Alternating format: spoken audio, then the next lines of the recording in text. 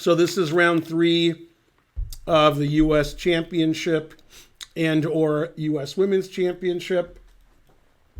Well, I'll be doing the coverage on my channel from now on. So to make sure we don't lose, thousands of dollars, make sure you donate all of your money every day. Borrow money from your friends. Steal money from your enemies. Find your mommy's wallet. Find your dad's credit card. Steal as many checkbooks as you can, and so forth. The more you donate, the more I stream. The matchups today, I'll show you. Bruzan is white against Dominguez. Man, Bruzan has tough pairings. He played Fabi in the first round with black, and then he had black against somebody. Who did he have black against? Shankland? Or did he have white against Shankland? I can't remember because it was yesterday. There it is. Yeah, so he has black against Fabi, black against Shankland, then he plays Dominguez. So he's played 3 of his 4, highest rated opponents. 99 gifted 5 subs. Hooray. The more subs you gift, the more money we have. Raj said, why did teenage girls travel in groups of 3, 5, or 7? Because they can't even. Have there ever been any Native American chess masters? I don't know. The more kidneys you sell, the more money we have. No, we lost 400 subs the last 4 days. Boo, boo. Grandmaster Gary has a joke for me. Is it Shankland? What? What do you call a Batman that skips church? I don't know. What do you call a Batman that skips church? It's good coverage so far. Yeah. Christian Bale. Oh, snap. That is, reasonably good. Yeah. I thought it was Christian Carilla, but... Okay, so Bruzan is white against Dominguez. Lenderman's white against So. Robson is white against Shankland. Zhang is white against Sevian. Fabiano's white against Burke. And Schwiertz is white against Naroditsky. Now, in the women's event, Tatev is white against Zatonsky. And making sure these work. Yeah. And then Crush is white against Begum. I'm going to call her Begum. And then Nazi's white against Sharevich. Carissa's black against Megan Lee. Nemtsova is white against Shritha. And Talia's white against Sabina. So we'll be looking at all the games, if you can call them games, and so forth. We have a lot of decisive results. The more decisive results there are, the more games people win. There's only one player in either event who has 2-0, and that is Nemtsova, Katerina. And many people have 1.5, and there's 2 players that have 0, Tatev in the women's and Schwiertz in the championship. So we have 1 perfect score, 1 person with 0 out of 2, and everybody else has the same score. Etc. Go Hype Train level 4. You can do it. Go everybody. Go decisive results. Now I have a tidbit to tell you from yesterday, which I saw on the internets. When it was rook and pawn against rook and pawn, in fact, I guess I can just show you. I don't know. Games are here. Let's see. Yeah. Let me see when it was.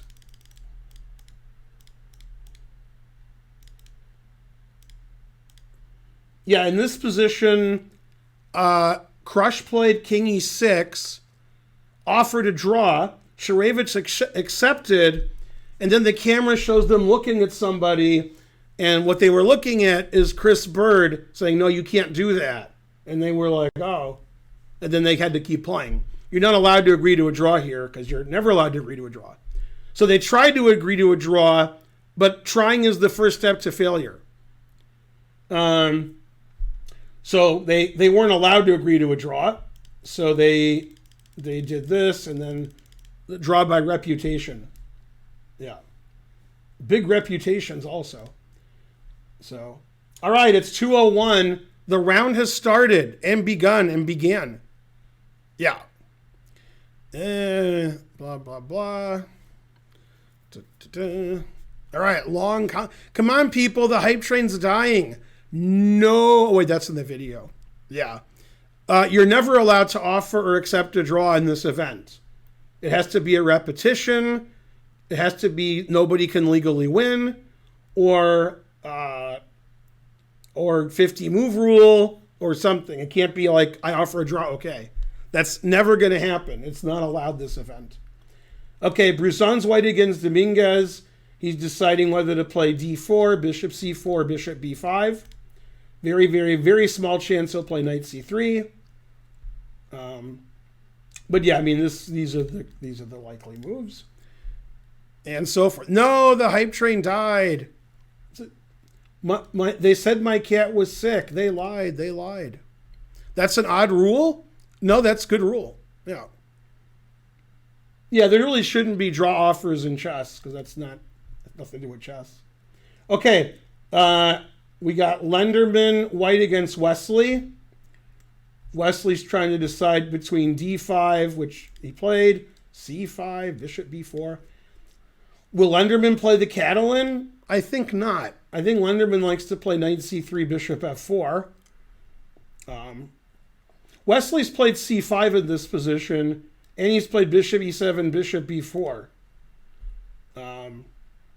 Yeah, Wesley wants to win every game, but when you're black, that's more difficult.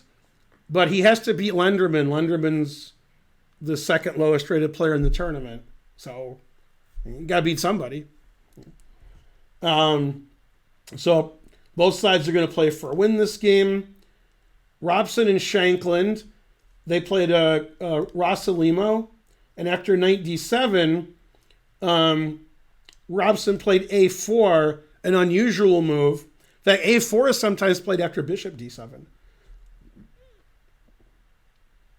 Okay, so Sam's already thinking, not his strong suit. So that's good for Ray. We have a funny-looking Catalan between Shang and Sevian. That's a funny-looking Catalan. Queen a4 check early. Normally, white plays knight f3 here. And actually, when black takes on c4, normally they play bishop e7, then take on c4, then castle. So a little bit of an unusual variation between Jeffrey and Sam. Jeffrey lost yesterday, and Sam has 2 draws so far. This is the first time Sevian's had black in the event. Caruana white against Burke. It's funny because Caruana had a similar or the same position earlier in the event, and so did Burke. In round 1, Burke's game looked something like this. Let me see if I can find it.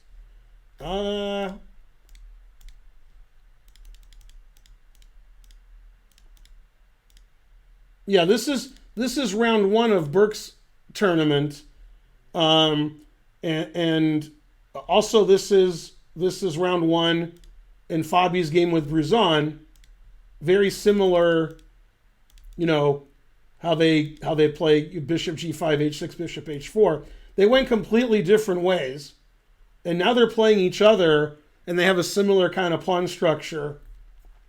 And the question is Burke going to play g5 again? And I think the answer is fries. You can play g5. Nothing wrong with that.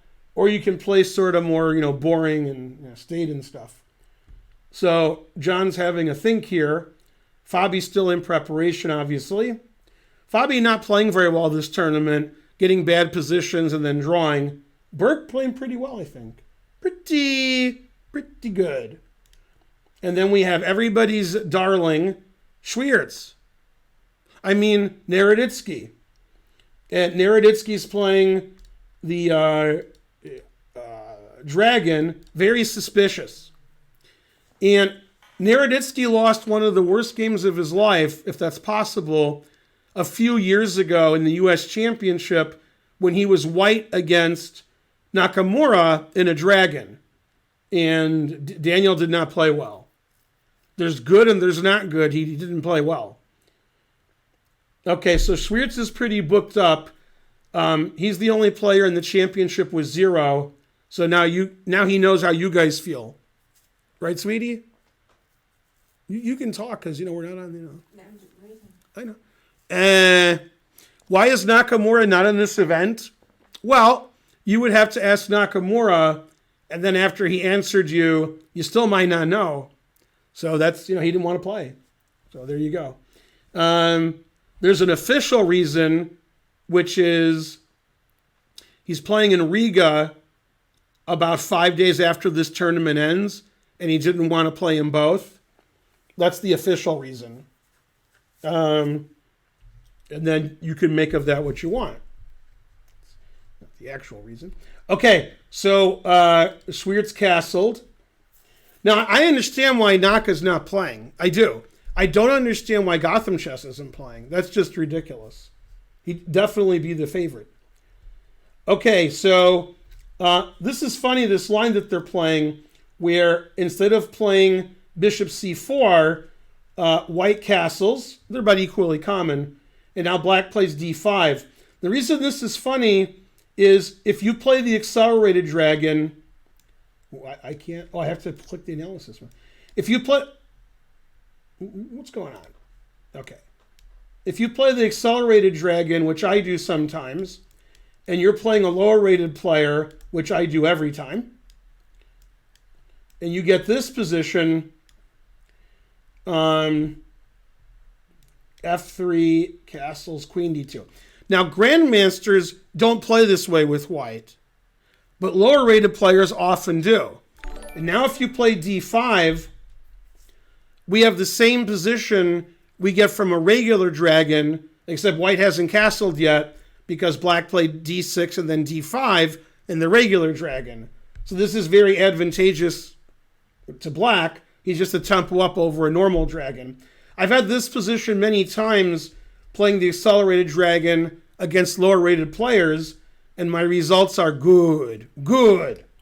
Okay, but they didn't do any of that. They played the real line where it's a regular dragon. Black plays d6 on move 2, and after castles, then black plays d5.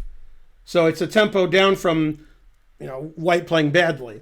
And this is a very common line. Hundreds and hundreds of grandmaster games, maybe thousands. In South America, there's a Brazilian games like this. Right? No? Karen's really upset, but I told her, don't cry for me. So, yeah. Right? What? Yeah? All right. So this is a main line. This is one of the main lines.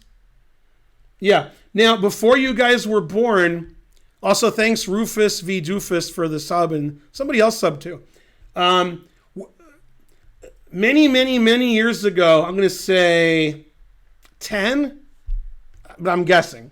It's between 13 and 9. It's somewhere in there. There was a game, Dominguez-Robson from the Spice Cup. Robson wasn't as good as he is now. And Dominguez played this old variation. Here, I think. Yeah. This is the old variation. And, Dominguez beat Robson like a drum. I think he played queen here. You can find this game on the internet. It's Dominguez-Robson from the Spice Cup. Dominguez beat Robson like Robson was a beginner. The game was not competitive. But that's because he's Dominguez. Dominguez is good. And this was when Robson was probably like 17. So when he was 17. Okay, now having said that, knight takes d5 was the main move in the 70s. Now bishop d4 is the main move. Okay, e5, bishop c5. Sometimes they sack the exchange with bishop e6, and often they don't take it. But he just played rook e8. So Schwiertz is thinking, because I don't think this is the most common move. I think bishop e6 is. However, my knowledge of this is from 35 years ago. So I could be wrong. I don't play either side of the dragon. But I still know this position. But you got to know a lot more. A lot more. And also, there was a game played, I don't know, 3 years ago-ish, between Gawain Jones and Magnus. And Magnus, it was in this line, Magnus hung a piece. And when he hung a piece, it was obvious he hung a piece, because he hung a piece. And the gawking rebel on the internet, which is you, they said, oh no, Magnus sacked a piece because he wouldn't lose a piece. And then the grandmasters are like, well, he lost a piece. He didn't have any compensation. And then he ended up winning the game down a piece. And when it was clear he was winning near the end, people were like, see, he sacrificed it. This is why people like Trump get to be president. Because the gawking rabble is just, ignorance is bliss. And then when the game ended, they asked him, did you sack a piece or blunder? He just laughed. Because, obviously he blundered a piece. It's pretty discouraging when you're 26, 60 FIDE, your opponent blunders a piece and he just beats you anyway. Because, as Linda Ronstadt would say, you're no good, yeah. Okay, now to be fair to Gawain Jones, he's a British grandmaster, so you can't, but actually he's a real grandmaster, unlike most of them. Okay, so rook e8, and he played knight e4. That's the common idea when you don't want to win a pawn, you're threatening c4, and c4 is explosive. Okay, so it seems like the players are out of their prep, which doesn't make any sense. Naroditsky should have prepared for knight e4, so I don't know. Sometimes the knight goes here, sometimes c4, sometimes bishop c4, and often put it in h. Okay, he played queen c7. Now there's no more pin on the knight. So if white plays c4, black can move his knight away. And if the players don't want to play and they just want to repeat, this would be a grandmaster repetition. And then they draw by reputation. And that actually isn't beyond the scope of what could happen, only because Schwartz is having a bad tournament. He lost his first two. But Schwartz is like, I'm white, I'm playing for the win. He doesn't say I'm 0-2, I'm going to try to draw. When players that strong have white, they try to win. So he's not going to do that because he wants to win. Yeah. Okay. So that's all the games in the championship. Now, unlike when I do the official commentary for chess.com, my stream is smaller unless I'm on Chess.com events, then this is a lot bigger. And you guys can ask questions and I'll answer them. And normally, Karen will be manning the chat and giving me the juicy stuff in the chat, but she's busy. So, Yuri Schleifman subscribed. Good. Yeah.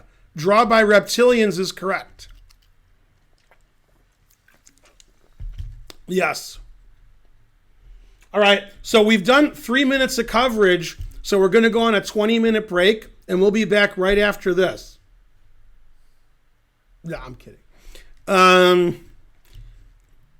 And so forth. What is the second step to failure? Etc. You're going to keep it juicy for you? Wow. Are they going to lick me like a lollipop? Hopefully not when Karen's here. Is Shorty going to thug? Bottles in the club? I hope not.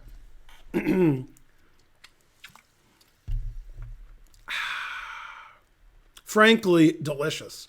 The dragon is a little bit suspicious. That wouldn't stop, Naroditsky from playing it. Plays the King's Indian too. God damn. Mariatzadeh, I haven't seen you in 50 years. Da-na-na-na-na.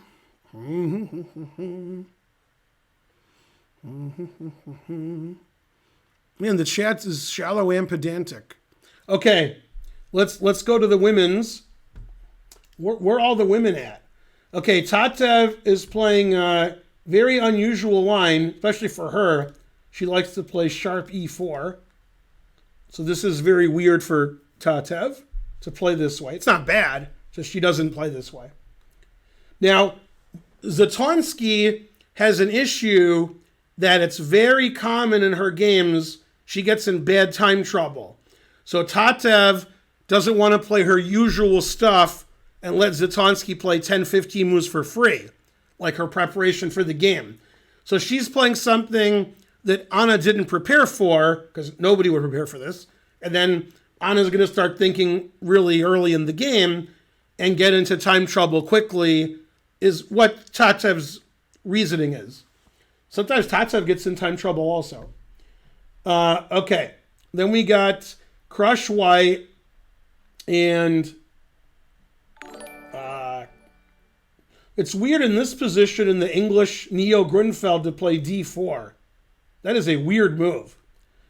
Normally when you're playing c4, knight c3, you're trying to avoid the Grunfeld. You're not going to transpose back into it.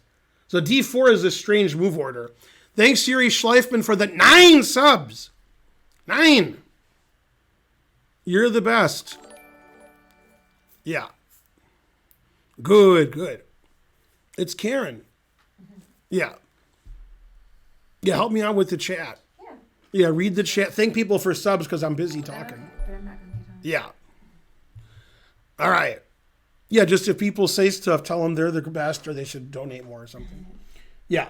Okay, so it's really weird to play d4 here. It's probably never been done. Because if you're going to play white in a normal Grunfeld, you just play d4.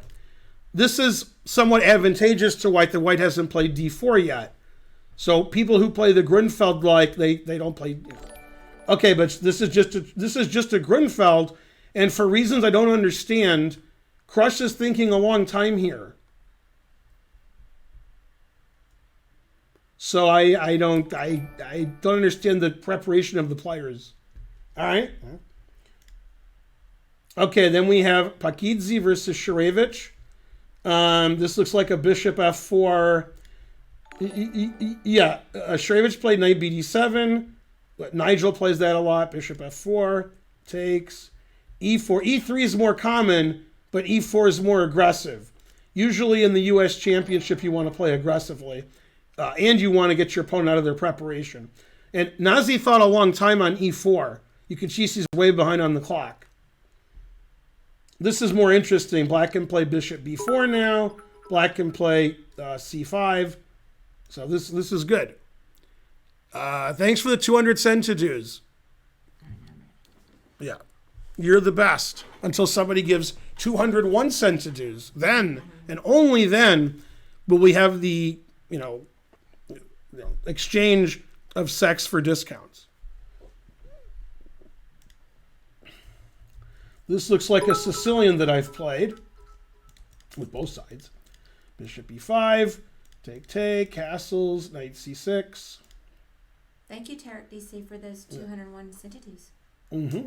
In this position yesterday, in the game So Schwiertz, white played c4.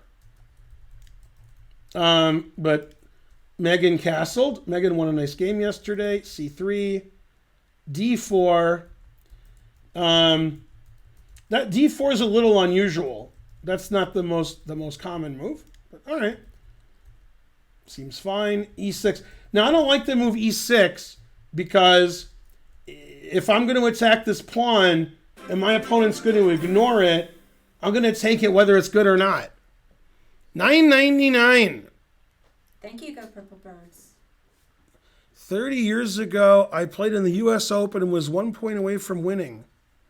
You or me? I've won the U.S. Open twice. What year is this? 2021? So 1991 was 30 years ago? Yeah, I didn't play in 91. In 92, I was half a point out of first. In 94 and 2007, I think I tied for first. Do you miss David Pruess? I was pretty excited to do coverage, but I kept thinking that it was like really depressing. And I said, don't bring me down, Pruess. So, I started doing this. Have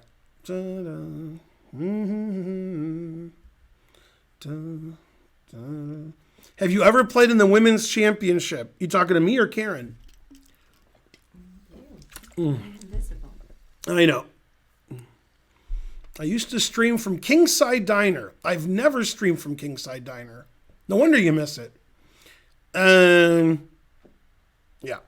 Okay, so I don't like the move e6. That just gives white a free hand in the center. I mean, e5, d5 is the obvious move. Nothing wrong with d5. Queen e2 is okay. CD, CD. And then normally, when black takes on d4, black plays d5, e5, knight e4. Then we're going to transpose back into something normal. Okay, that's probably what's going to happen. e5, knight here, and I think knight here's the book move. And yeah, now we're sort of back into theory. Yeah, I think knight here's the book move, but I mean, I don't play white or black in this position. But yeah, this is fairly equal. It looks like an advanced French, except black is happy that the white square bishops are traded. Yeah, it looks like. It's a John Travolta analysis. Okay, she played bishop e3, so I'm already out of anything that I know. And so on. All right. And then we got Nemtsova. It's another London. Always play the London. Against Ashritha. b6 early. Bishop e7. All right, so we've seen this kind of position before in this tournament in the game, okay, h3, in the game Naroditsky against Sean yesterday. Now, when black plays bishop e7, black wants to play knight h5. If black doesn't play bishop e7 and black plays knight h5, white can play bishop g5. After bishop e7, white cannot play bishop g5. So this is going to get the two bishops and the vatals. So that's why she played h3. You save your bishop. Now then knight h5 would have gotten the two bishops. Now it doesn't. So that's the move order, understanding. And white's a tiny bit better. Black is really solid, and obviously the game will heat up later. And the only game we haven't looked at, Talia versus Sabina, typical QGD. A6, pretty common nowadays. Takes, and bishop g5. Usually if they don't want to trade bishops, they go back to g3. So this is interesting. Yeah, Fabi likes to play a6 and bishop e6. It's the Fabi variation.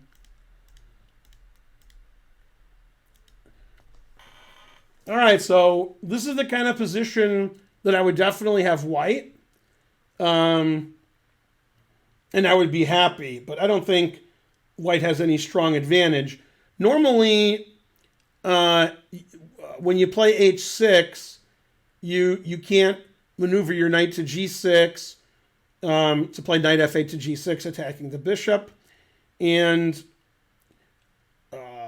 another idea that we have in this position is to trade the white bishops. Which is very long-winded. Knight here, pawn here, knight here, bishop here, which is not an idea in the bishop e6 line. Normally when black plays bishop e6, if white doesn't do anything, black is eventually going to play c5 and activate the pieces. Rook c8, c5, and start trying to get the initiative. Otherwise, white's just slightly better. And the main idea for white here is to play f3, e4 at the proper moment. And when you play c5, that's a good antidote to that. So I think typically black should wait for f3 before playing c5, because then it makes white's center look a little strange. Queen c7 is good, and now white can't castle because the h-pawn is hanging. And if white plays bishop g3, which is the engine recommendation, then white played bishop f4 to g5 to h4 to g3 instead of just taking or playing bishop g3 right away. So black can't be very unhappy with that. And so on. Dankel16 gifted a sub. No. Thanks for the sub. You're the best. The more subs you donate, the more subs I have. So, yeah, don't forget it. Don't forget that video before the stream. Don't forget to donate for that. You might have forgot.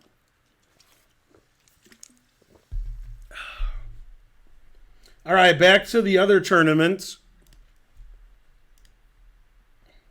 But first, I got to tell you a joke I saw on Twitter today. Okay, I'm gonna step out. All right, the stewardess, or the flight attendant says, "Is anybody on this flight a doctor?" And the guy says, I have a PhD in math. And then she says, "Well, we have one guy, he's sick, and he's like, he won't stop throwing up. And we have another guy, he's sick, he has incredible pains." And the doctor says that's two. Wait, what? He has a PhD in math. So she said there's the pain. He says that's two. Oh yeah. Okay. Then one guy dies. Too much setup. No. Then one guy dies, and then he says that's one. He has a PhD in math. There's too much setup. Suad Beitovich subscribed. I'm just always repeat the joke. Yeah. He has a PhD in math, so that's the kind of doctor he was. Okay, so this is the last position we saw, and Bruzon played the Italian, and then he played this line that they're playing nowadays. Now, they used to play CD, but now the players dress better, so they're not as CD. So he played E5, which is the style now. At the lower levels, I think C takes D is still. Now, if the players want to draw and they want to, skirt the rules, then this is the way to do it. You got to know how to draw nowadays. And then Queen B3, Knight A5, check here, and this has been done dozens of times in Grandmaster play. That's if neither player wants to play. Then you play this quick draw, and nobody can stop you. Okay, but instead, E5. D5, Bishop E5, and this is a million, trillion, billion Grandmaster games. Knight C3, castles. Right, and I don't know the ins and outs of this opening, but I'm guessing Dominguez does. Although he is thinking here. Not my strong suit.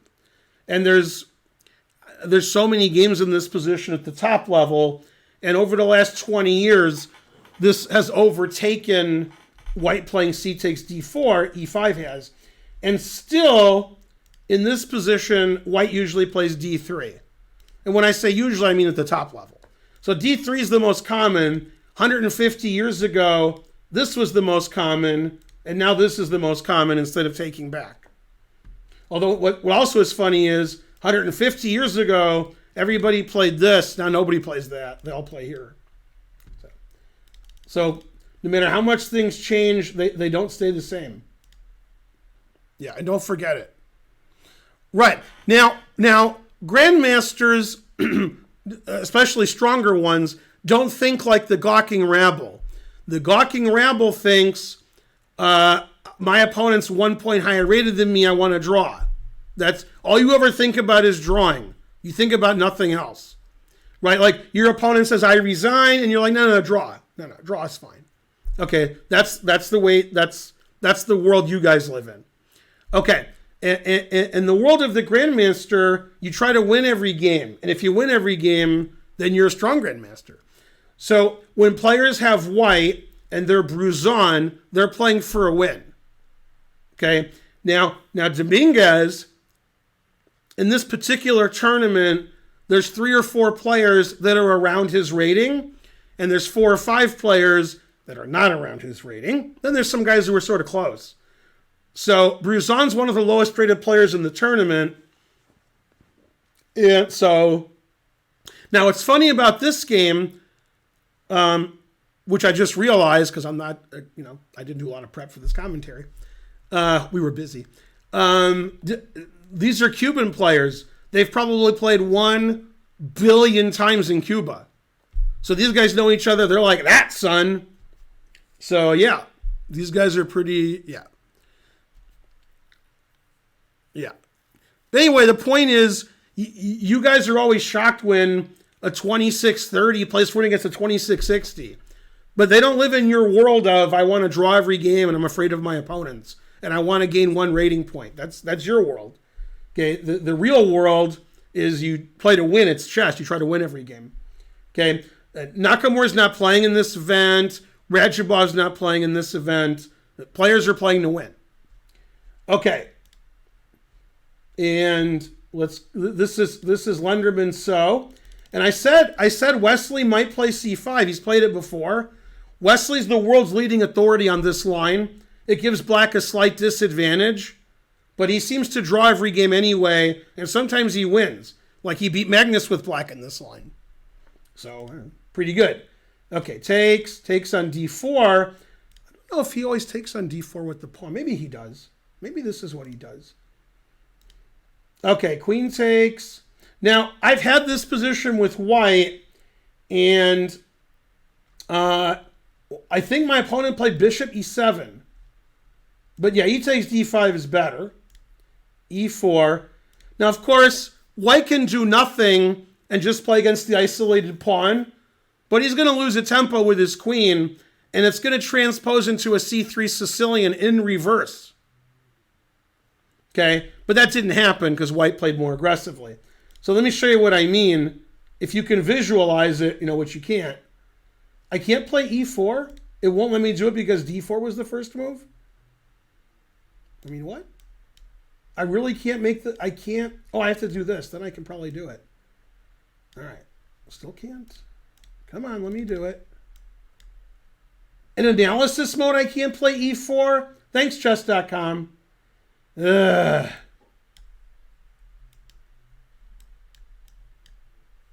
I can only click the arrow. All right, well, okay, whatever. So in this position, if it was black's turn to move, it's not.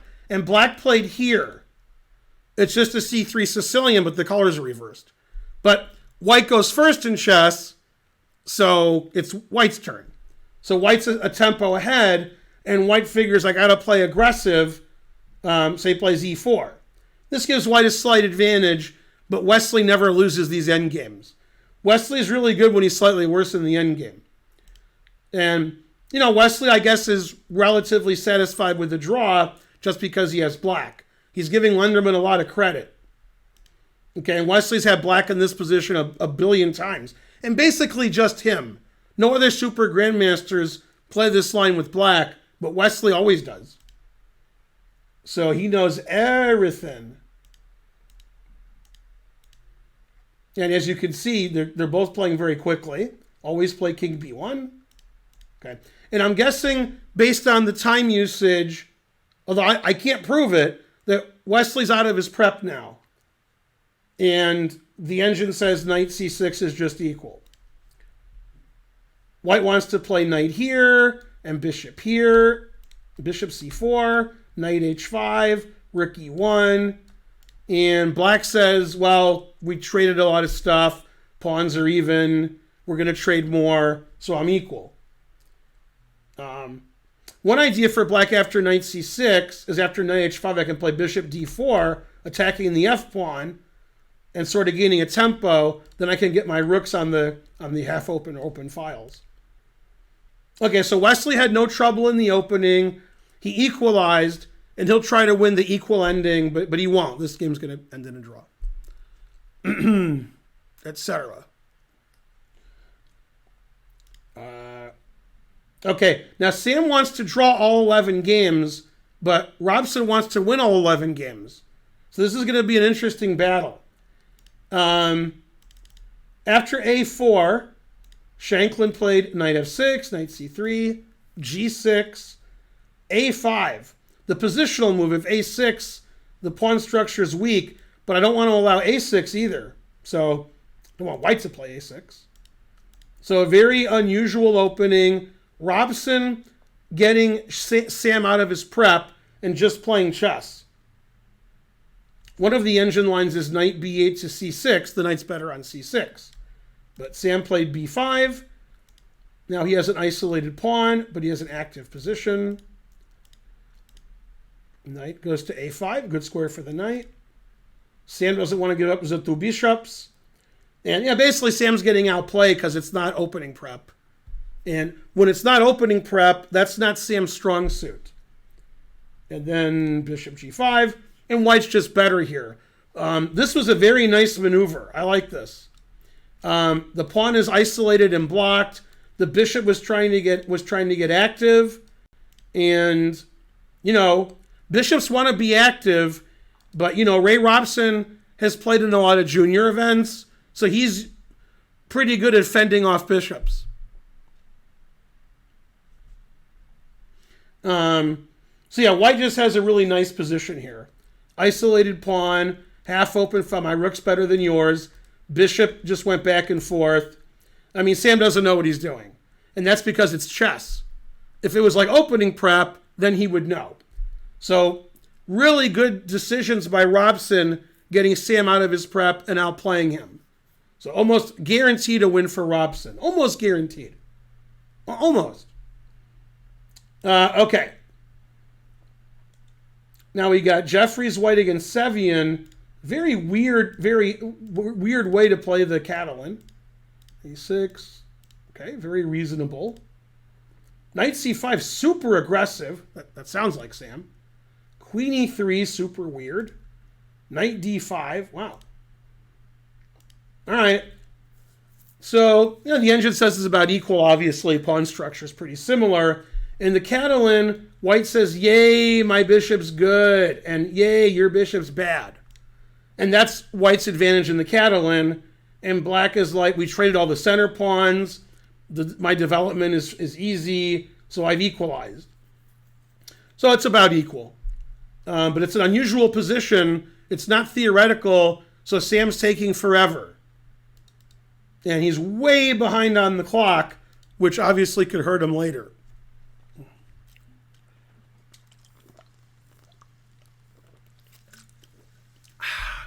It's Julian. Go, Julian.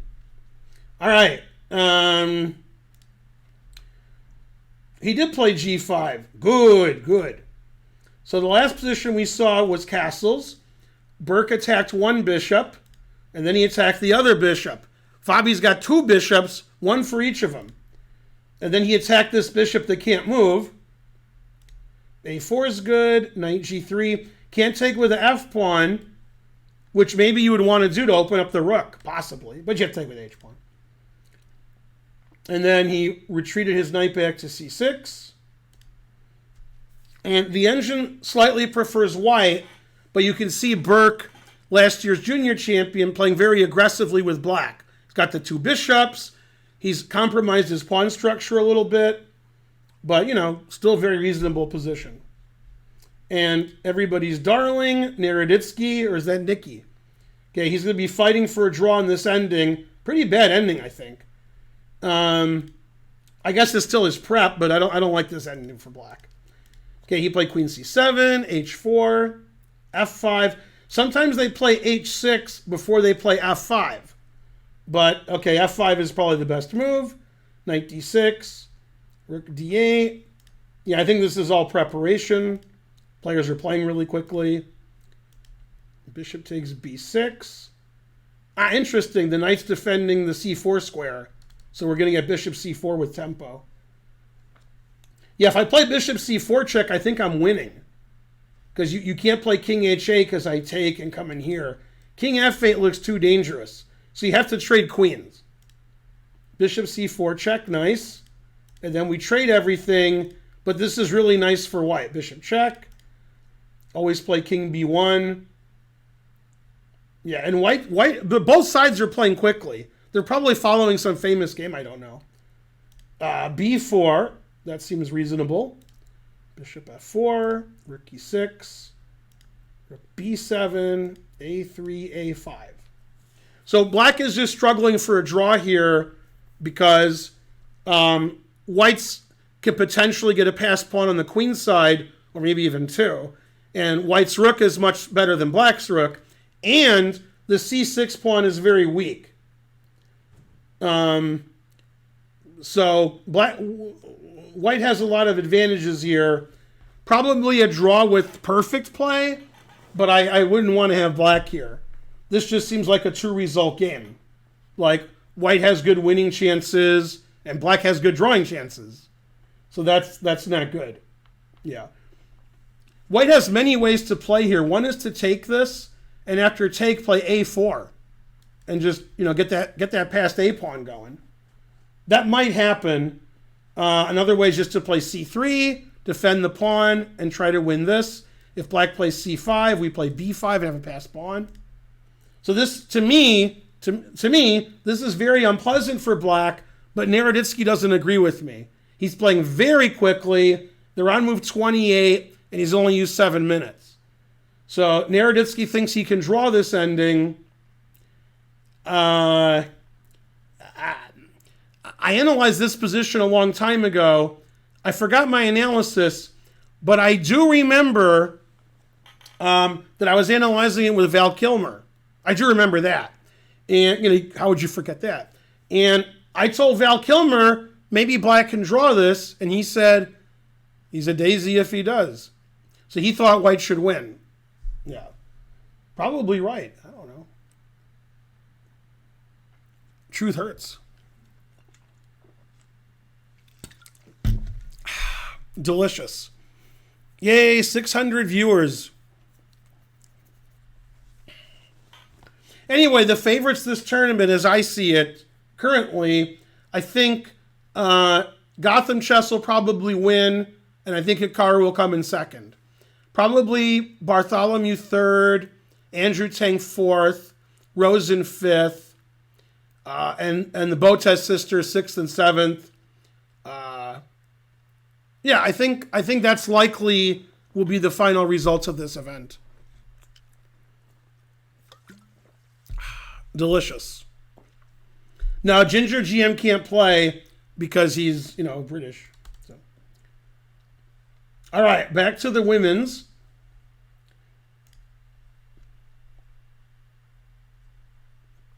Well, Tatev's doing what she wants to do, which is hope very early in the game Zatonsky gets in time trouble. Now, it's almost a guarantee if you play Zatonsky, she's going to get in time trouble. But if she has to make 5 moves in 3 minutes, she's going to do that. If she has to make 15 moves in 3 minutes, she'll probably do it, but she might blunder. Possible. So Tatev is taking the game out of what she usually plays. They're getting a fresh position for each one of them, and Zatonsky will start thinking forever because that's what she does. So they're on move 7, and Zatonsky's already taken 30 minutes, and nothing's happened. There's never been a threat, and there never will be. And so forth.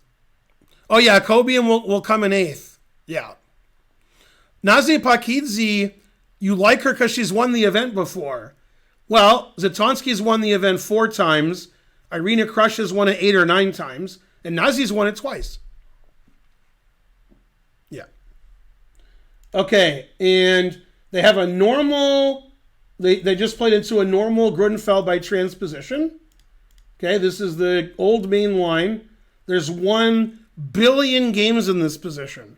So the main moves for black are every move. Every move is a main move. Bishop g4, queen c7, b6, etc. Mainly etc. She chose b6, and white played rook c1. And there's just infinite number of games in these positions. But you don't see it very much now. This sort of out of fashion for white to play this variation. Well, it's fine for white. A lot of people just don't play it now. C takes d4. And yeah, this is, a better commentator than me, which isn't saying much, would be somebody like Peter Svidler, because he's had black in this position an infinite amount of times. He's always black in this position. Svidler is. And he's probably played b6. Okay, cd4, cd4. Now, the reason to play cd4, I don't like cd4, but the reason to play it is white seriously could consider just being up a pawn. Like, this wins a pawn. C takes, I mean, if I take that, I'm up a pawn. This is defended well. This is defended. So if black doesn't want to sacrifice a pawn, which he can do, or she can do, then you should take. And that helps white because this pawn's blocking white. And now we got rid of this pawn for this pawn. That's good for white. White has this open C file. So I already like white's position. You know, I already think white's gotten an advantage out of the opening. But it's a Grunfeld. So, I mean, what do you want?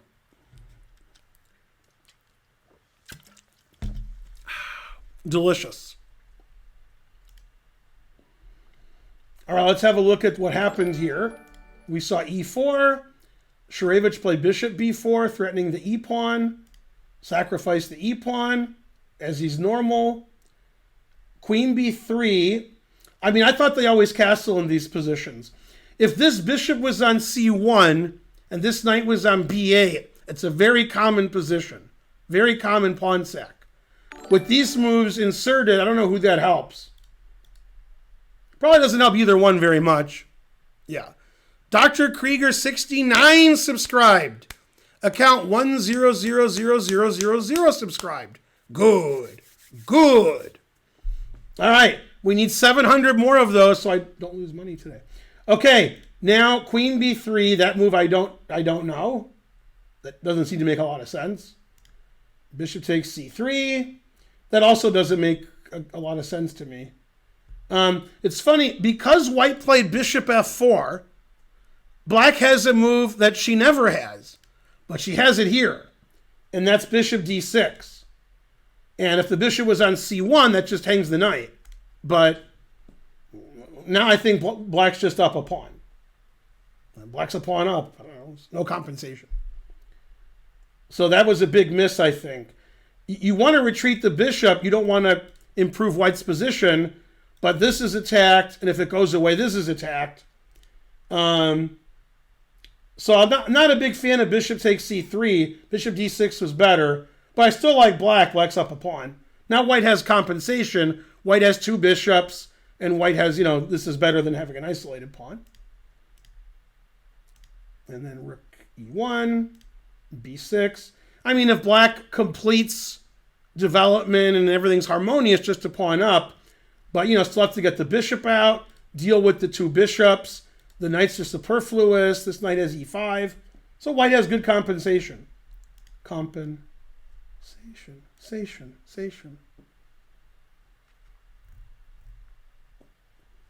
And maybe I want white now. I like two bishops. I like my pawn center. Yeah, it's probably about equal. All right, and then bishop e3 was played by Megan Lee, a move I don't know. Carissa played bishop e7, knight e1. Yeah, I think Tulia Shetty has had either black or white in this position often. But which one? I don't know. Yeah, knight e1 just says I want to win your knight. I want to trap your knight and win your knight. So f5, so the knight can escape. f3, never play f3. The knight did escape. Castles, knight d2, and then knight f7.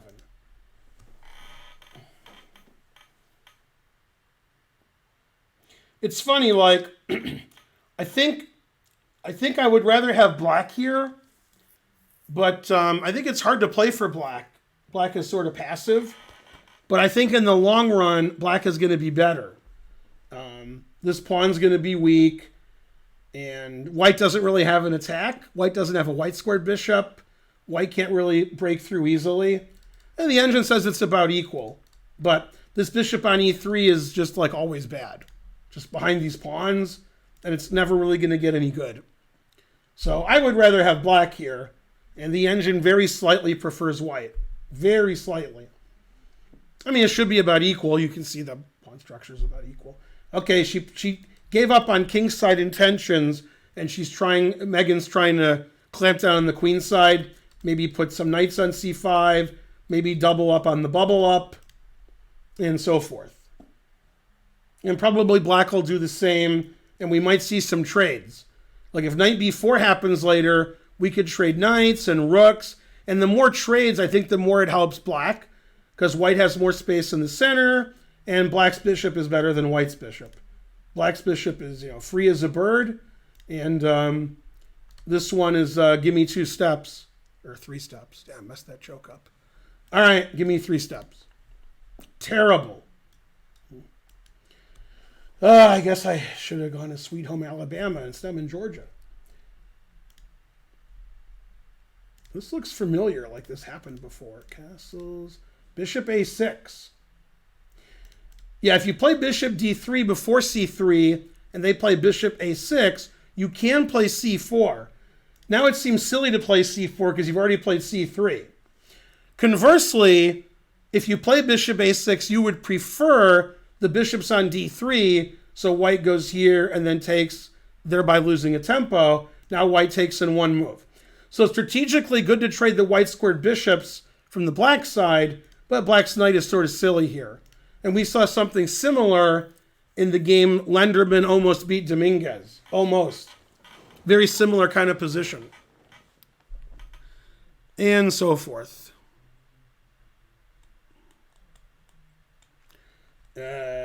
Okay. Castles, Queen C8, Queen E2. Yeah, this is looking like a little bit like the Lenderman game with Dominguez. Just a little bit. Nemtsova is the only player in either event to be 2-0. She's won both of her games, etc.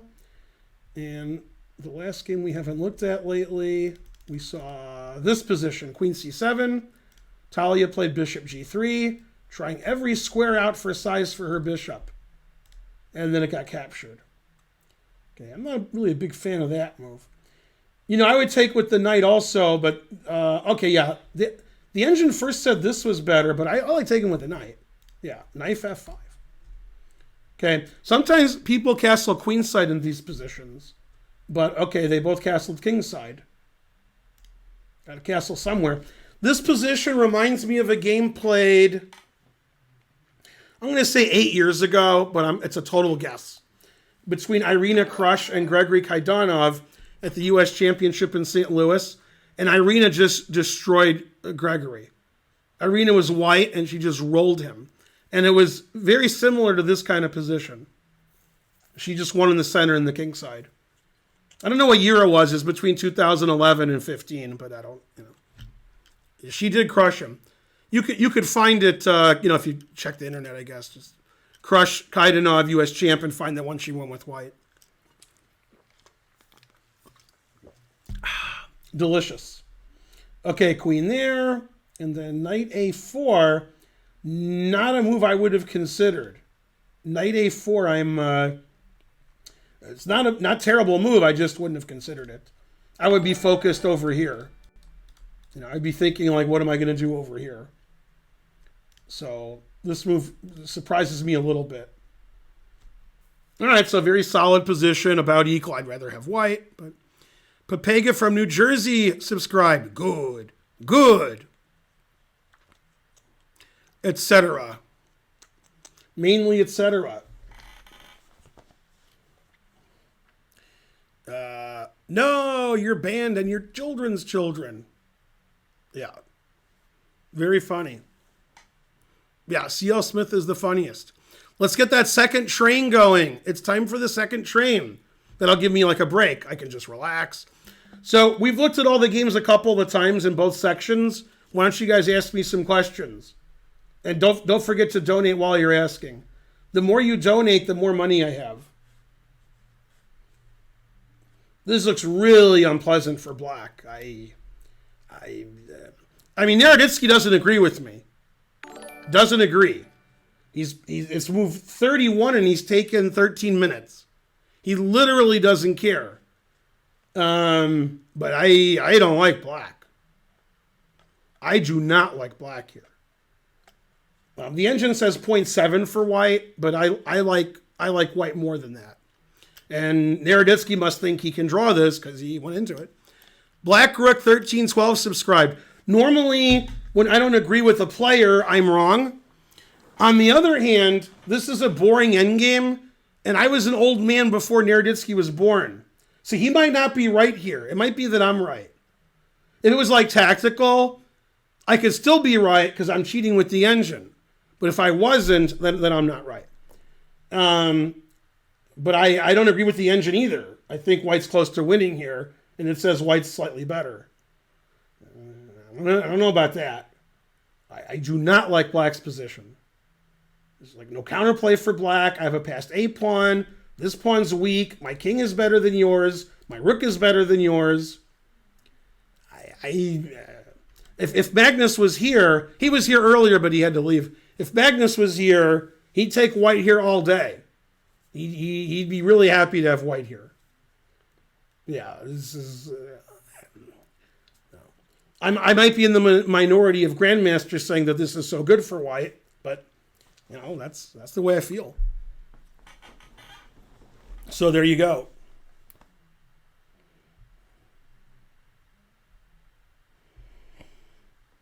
Yeah, I do know what event it was from, the Karpov game with Anand. They played a world championship match. Ow. It was a FIDE world championship when Kasparov and Short went their own way, as recommended by Fleetwood Mac. Is that the right group? Yeah. And they played like a 12-game match or 14-game match for the world championship. And it was one of those games. And I think it was near the end. I think it was one of the last games, but I don't know about that. And that was played like in 1994, 93, I don't know. A long time ago. Yeah. What movie is he quoting? Do you like movies about gladiators? I don't know. Airplane. Yeah. 1998? Yeah. Anyway, I don't know the game, but that was the annotation. Karpov's like, I'm up enough material. Bitch. And then Karpov signed an autograph for Artemis or vice versa. Not sure which. Yeah.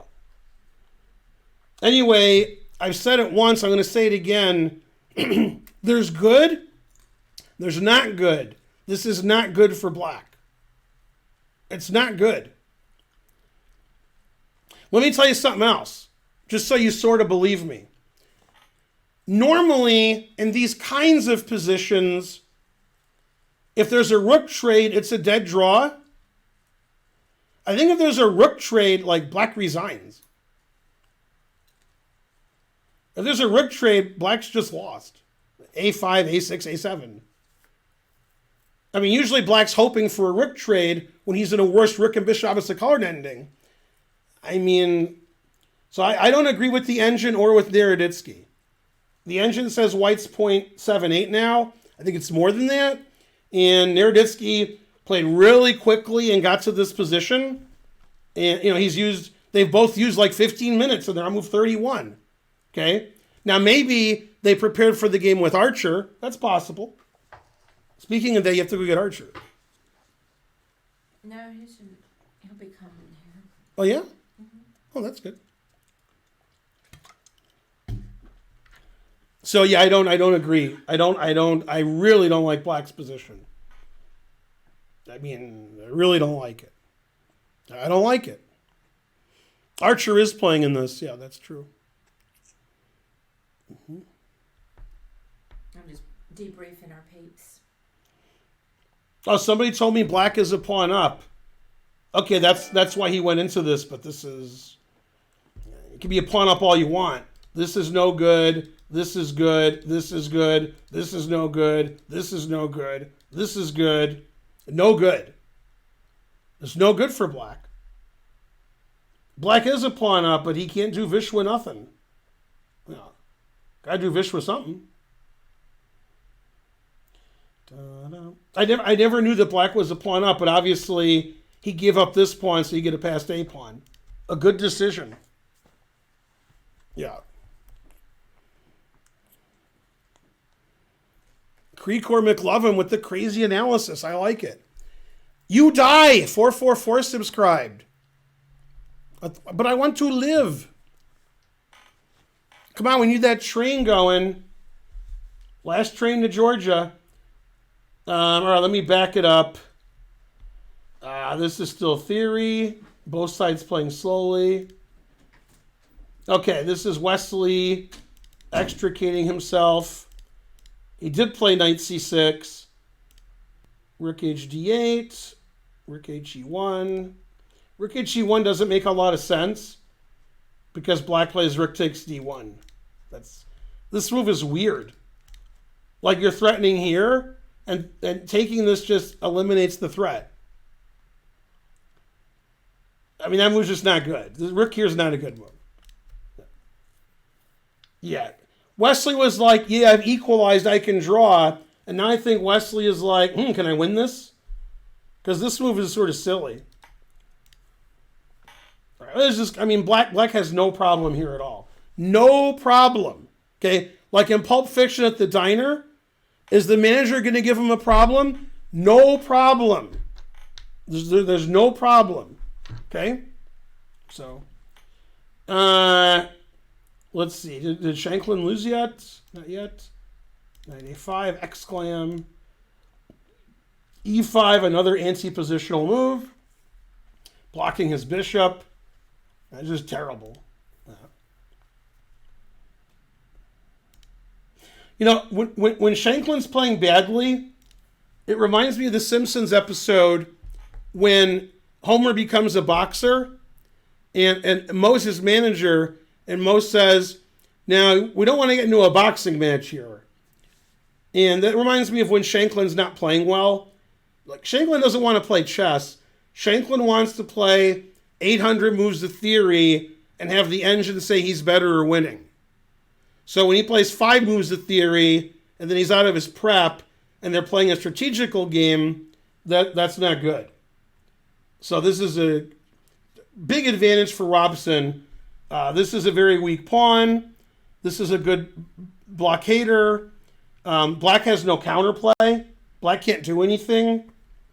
I don't like e5. And, you know, white just has a nice advantage. I mean, Magnus wants white here all day, and then some. He'd be hammering that pawn. Bam! Yeah, white's going to play b3, stopping this pawn from ever moving, and then he's going to double up on the a file. He stopped d5, that's why he played bishop f3. And black just, I don't know what black's supposed to do. I don't know. Knight on b6 is badly placed. Yeah, so this is an excellent position for Robson. And, yeah, Robson's not in time trouble, which is weird. Shouldn't Robson be in time trouble by now? All right, and then Sevian thought forever. Bishop e7, castles, rook d1. Yeah, and this is just a bad position for black because Sevian never solved the problem of a c8 bishop. This is always the big problem in the Catalan. So Jeffrey avoided mainline theory, got a weird position, made Sam figure out how to get his bishop to a good square, and he didn't do it. Bishop e7, castles, queen b6. He's ignoring his bishop. Terrible. Knight c3. I was thinking knight a3, and then I noticed the engine liked it also, to go to c4. Knight c3 is also quite good. And Sam has a big time disadvantage, and he's not doing very well. It's sort of like that's what's happening to the Sams this round. They're both black. They're both worse. They both are getting outplayed, and they do not like green eggs and ham, which is weird, but it's true. Cobalt Madge or Mage, thanks for the sub. 1 cent to do. Yay. Yeah, good job, good job. Frankly, delicious. Okay, so Sevian doing badly, Shanklin doing badly, Lenderman slightly worse with white. Dominguez and Bruzan are like still in the opening prep. And this game was getting triple-edged. Triple-edged. Okay, takes, always trade. Knight a3, always win the b5 pawn. And here, Burke played a very strange move. When I say very strange, it's a move I probably wouldn't consider. And then I looked at the engine and also doesn't consider it. I literally don't understand this move. The engine already doesn't like black's position because he's got to defend his b pawn. And, you know, this isn't working out so good. But yeah, b4 is the standard move. And I guess if you don't play the standard move, you would, do another he played bishop a6. That is the move of a weak player. John Burke is not a weak player. But that's the move that a weak player would say in the chat, like, well, what's wrong with that? That looks great. Now, for the weak player, the pawn's attacked and I defended my pawn. That's like the end. That's it. That's all you got. And for the stronger player, you're like, why is this bishop on a6? Did somebody dare him to put the bishop on the worst square on the board? It's getting like semi-attacked by this rook. It's blocked by this pawn. Horrible. Frankly, terrible. I would never consider that move. It's just a bad move. Okay, bishop b3 is excellent. He wants to have c2 for his knight. The bishop obviously can go back to b3 now. Before there was a knight on a5. We even have a2 if we need it. And after knight c2, knight e3, knight f5, knight d5. Obviously, we could maneuver both of our knights, knight here, knight here, knight here, knight here. Put our. I mean, this is just almost resignable. This is just a terrible move. I don't understand this move at all. The bishop wants to be here to defend the f5 square. Yeah, now Fabi has just really easy play. Okay, knight e7 was played. And when you play knight e7 to defend these squares, typically that knight was defending d4, so white plays d4. With the knight here, we're defending, d4 and e5. Now we're not. So Fabi played d4.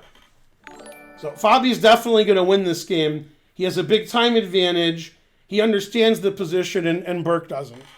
Very Serious Dave subscribed. Such Sweet Thunder subscribed. Obviously, it's difficult for the lowest rated player to play a little bit above his head 11 rounds. He played really well in round 1, really well in round 2. If he was going to play really well all 11 games, why is his rating so low? So sometimes when you have black against the superstar and you're not on your game, the superstar makes you look bad. That happens. And Fabi had 2 just terrible games the first 2 rounds, and now he's got what he wants. He's got a monster advantage. This king's never going to find safety. These squares are good for the white knights. This bishop on a6 is on the worst square ever. Horrible. It's a really, really bad position. It's bad. And for the lower rated players, which is all of you, b4 does not win material because I play knight c4. I'm attacking this. I'm attacking this. And now this is that. Black's not getting an attack there. Black is just making sure that his king has no safety. Knight h2, queen h5, knight g4 resigns. I mean, black has nothing here. Yeah. Now, for somebody like Fabi, this is easy.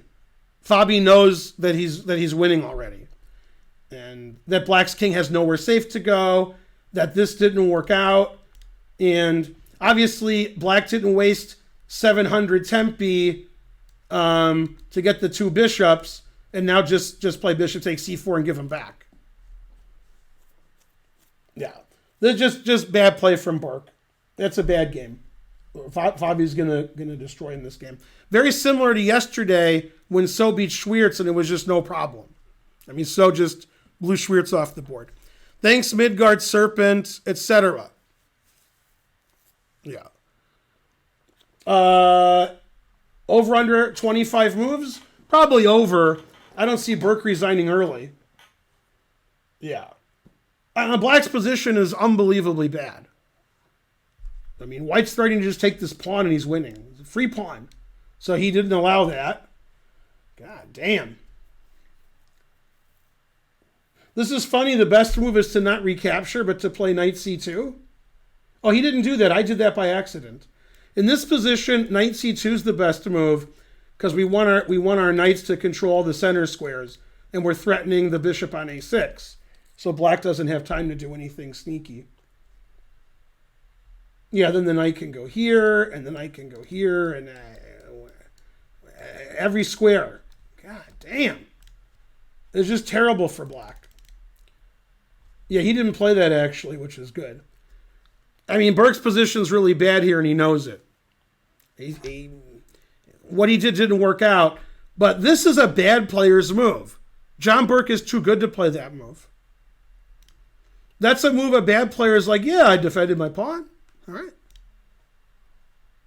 I mean, you can't, I mean, what? That's terrible. By the way, I'm relatively sure in this position, after bishop a6, he just underestimated bishop b3. He's just like, haha, I'm trapping his knight. Look at me, I'm John Burke. And after here, he's like, oh, I just like made my bishop stupid and the knight's just going where it wants. Knight e7 actually helps this knight go to b4 also. Okay, he played b4 or no? No. All right, always refresh. All right.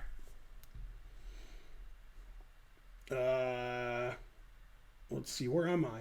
Oh, I'm right here. Hi. Schwartz has been thinking for 20 minutes in this position. Okay, this is good. This is good for... Yeah, so, I mean, White's doing really well in a lot of games.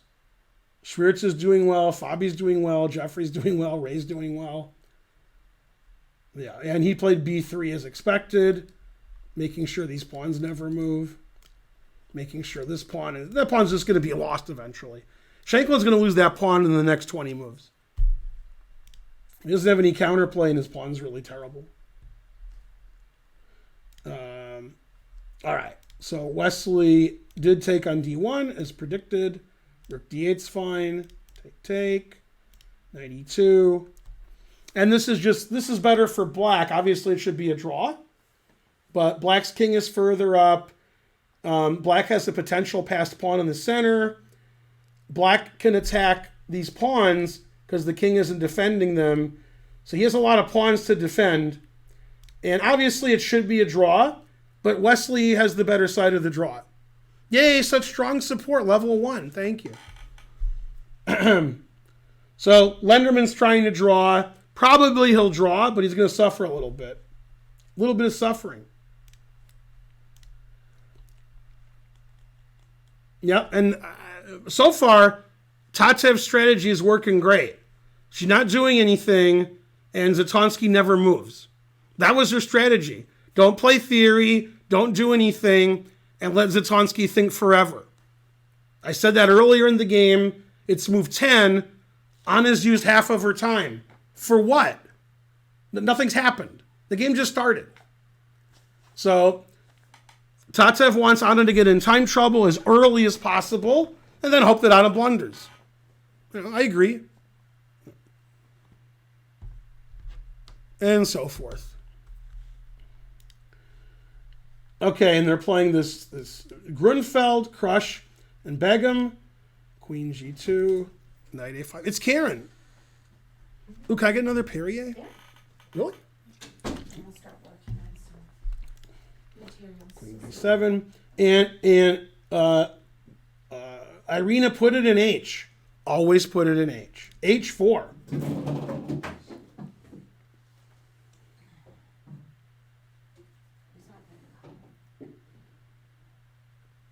I don't know if I'm a big fan of H4, but put it in H. It's the thought that counts. Looks a little out of place. Should I ban this duplicitous guy? I don't know. What? He's duplicitous. Oh. That's why I was thinking of banning him. Let's see. Yeah, I think that guy needs to be banned. And forever. He's going to be the unhappiest person on Twitch. I'm sorry. Oh, he's already been banned. He's going to be the second unhappiest person on Twitch. The unhappiest person on Twitch is the person who unbans him. I stole that from Taxi. On Taxi, Danny DeVito was mad at Bobby Wheeler, so he had a hook on a chain. He put the hook on his jacket in the back and he pulled the chain up and he was floating in the air. And he stayed there. And he said, Bobby, you're going to be the second unhappiest cab driver in all of New York. And then he walked away. Then he turned around and says, The unhappiest cab driver in New York is whoever lets him down or feeds him. Then he walked away, and all the cab drivers walked away. They're like, okay. Go, Danny DeVito. Yeah, the more you're banned, the more you're banned. Mm-hmm. What did he do? He said stuff he shouldn't be saying. Right, sweetie? Thank you. All right. What was I doing? Oh, yeah. Yeah, I was telling people that Pakidzi's position was overwhelming compensation for a pawn, but they told me that was propaganda. What kind of propaganda? Pakidzi propaganda. All right, let's go back to the once belonged. Shurevich played b6. Nazi played rook a d1. Carissa Yip style. Bishop b7. Oh, man. See, us vegans think alike. Although Karen's eating vegan right now. As you know, Nazi is a vegan just like me. So what did she always play? Always play. You have to look at the board. Always play. It's my emote. Come on, I always play what? Bishop f1. Bam! I was trying to link it to veganism somehow. Oh, no, it's not linked to that. We just think alike because we're vegan. Oh. All right. Yay, h6. Now, Pakidzi played the explosive move. G4? Yeah. See, I don't have to play chess. I just have to memorize. Man, she knows all my rules, and that's why she's killing it. Okay, knight h5. Now, in this position with her bishop attacked, Pakidzi always... Retreated? Right, and she retreated as much as possible. Nobody could retreat more. That's the engine move, too. Retreat the bishop to f1, retreat the bishop to c1, c4 is explosive, and white's better. Yeah. Queen f6. Not the best move because it's taking away an escape square for the knight. And the engine really likes white here because white has two bishops, white has a better center. The knights are just sort of trapping themselves. They don't really have good squares. My rooks are good. Your rooks are not good. And after some move like queen e3 or queen c2, the engine really prefers white. White's knight can go to e5. And this is never dangerous because Nazi played bishop f1. So really good understanding of the position from Nazi. Good. Good. Shurevich was losing yesterday for like an hour and a half, 2 hours to crush, and she drew anyway. She literally didn't care. Now, Shurevich is doing something this tournament I've noticed that none of the other women are doing. She's playing fast. So when you play fast and your opponent's in time trouble, good, good. And Shurevich always has a time advantage. Doesn't play too well, but plays fast. That's more important. Don't let any coach tell you differently.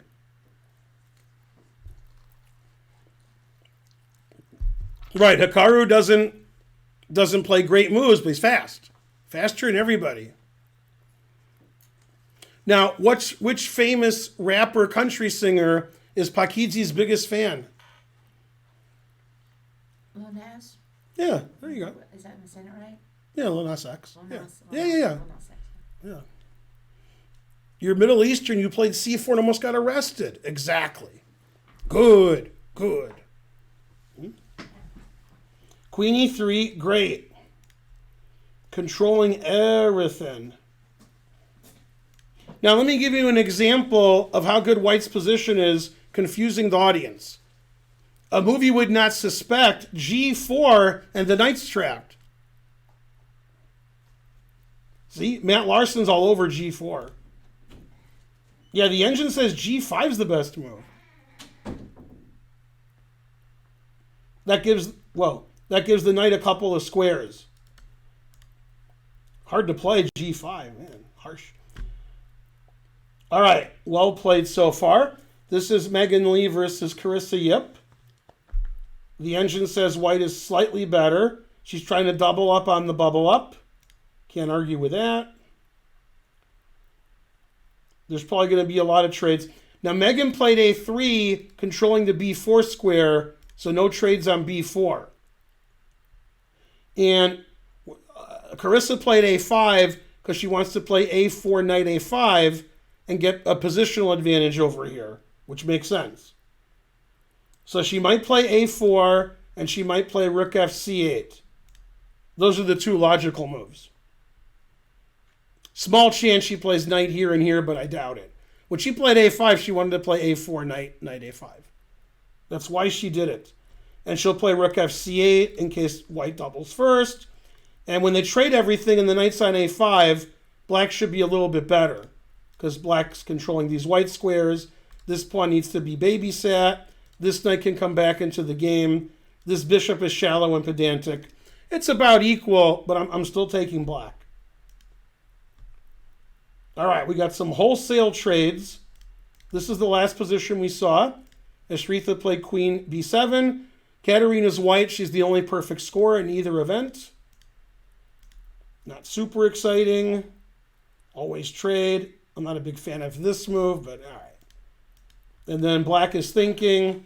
Both sides are playing about the same speed. The position's about equal. Everybody's happy, except the players. And what's going on in this game? The last position we saw was this. Queen d6 was played. I didn't understand knight a4. I don't understand. I wouldn't go there. Rook f8. Knight c5. I don't like that move at all. Takes. Queen e5. That wasn't a good idea. This is a nice square for the queen. The knight has a nice square. The rook can go to d8. Yeah, the queen can go to g5 and we can push. This is no advantage to white. Yeah, I don't like knight a4 to c5. It doesn't improve white's position. And even if white puts her knight here, which is likely, then her king has no defense. The queen, bishop, knight can start attacking the king. Knight g4 threatens mate right away after knight here. So I don't like the way Talia is playing, and I think I'd rather have Sabina's position now. These pieces are all nice. Pawn structure's nice. Rook's on a half-open file. And white really doesn't have a big plan here. I think like playing b4, a4, b5 is too slow. I'm not even sure that it's good.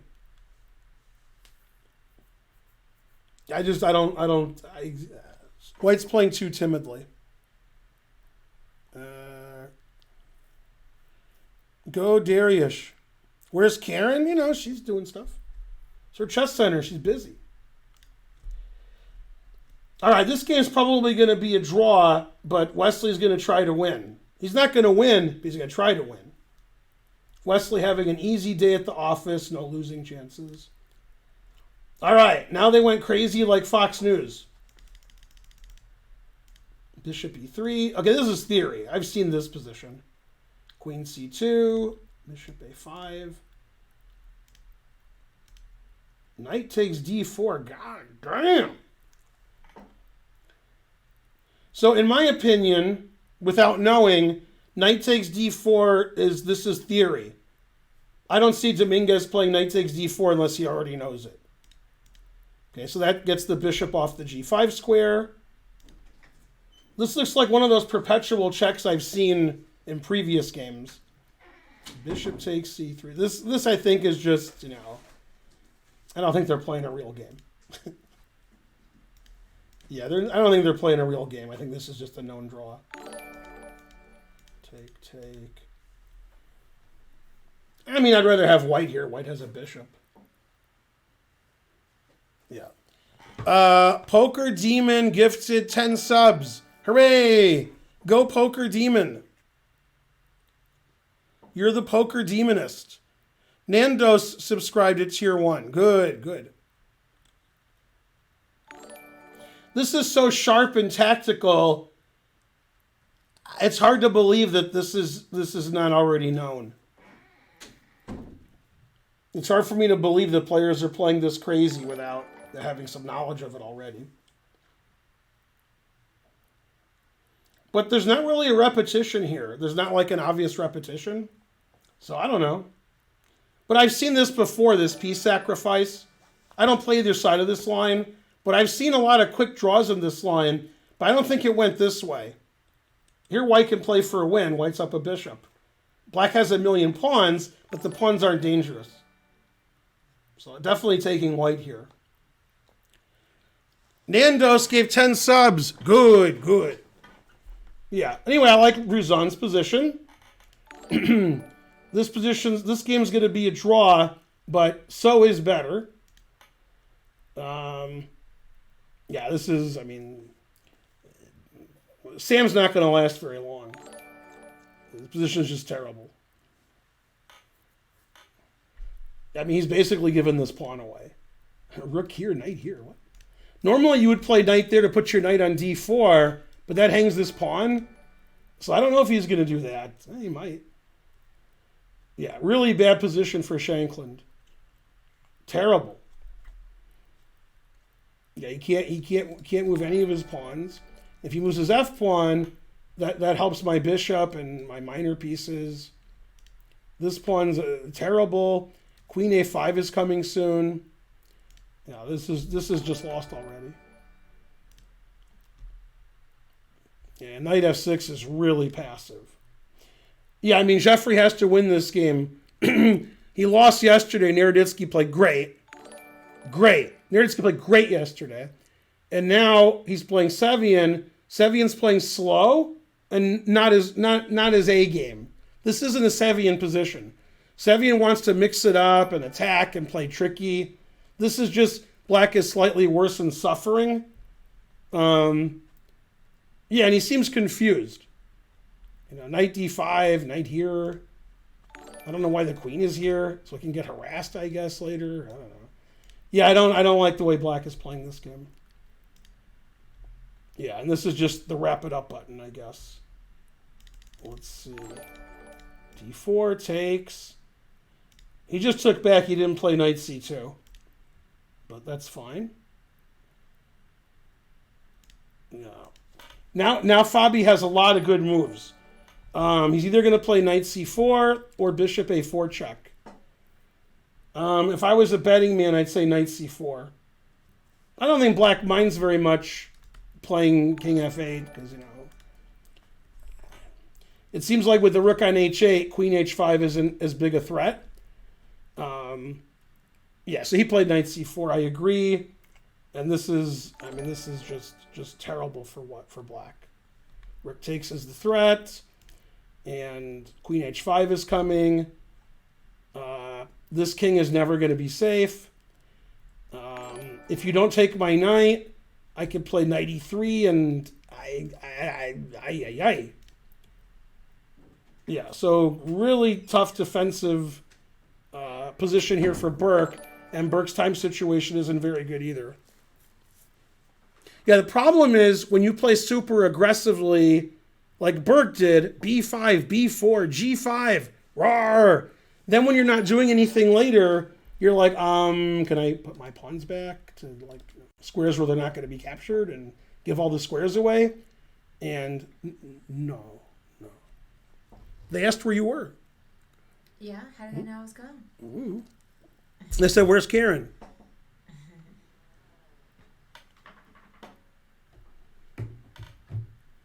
I'm confused. Is the other coverage on Chess TV on the Chess? Because they don't have any viewers. Yeah, it's on there. They got the same number of viewers I do. Mm-hmm. Wow, we never had. Yeah, wow, we never did that bad. We did bad, but not that bad. All right, well, the truth hurts. All right, so there's going to be a lot of decisive games this round, and there might be more in the championship than the women's. There might be. Now, for those of you who don't know, the U.S. women's is famous for decisive games because they ain't kidding around. They want to win a lot of games there. Those players are used to winning and losing. People who are 27, 2800 are used to drawing all their games with each other. But the women are like, no, I want to win. I don't want to draw. That's what the men want. So there was one year in the U.S. women's, it was about 10 years ago, there was 5 rounds in a row, where every game was decisive. No draws. Ever. Frankly, great. So here, the U.S. Championship with the no draw rule, and Fabiano, the highest rated, playing the lowest rated. Fabiano's white. We'll see some decisive results today. Okay. So what happened here? Bishop b5. I guess he wants to play bishop here and king here. I agree. Always repeat. Good, good. Great. Man, Schwartz is my hero. He repeated. Good. And then bishop d3. So he wants to play king here at some point. He wanted his bishop here, so his pawn's defended. So he can't really play king c4 right away. Maybe Zanya's right. Maybe he can draw this. I never realized he was up a pawn. I still hate his position, but what are you going to do? What happened here? Everything broke. Fixed. All right. Obviously, Schwartz wants to win. He could have just repeated and drawn, but yeah. So I don't know if Schwartz wants to play g4. I don't know. I'm wondering if e4 is a response to that. I'm too old to know that. I just think he's going to play king f7. That's what I think is going to happen. And white still has a nice advantage, but maybe I was wrong. Maybe Nerditsky can draw. Frankly, terrible.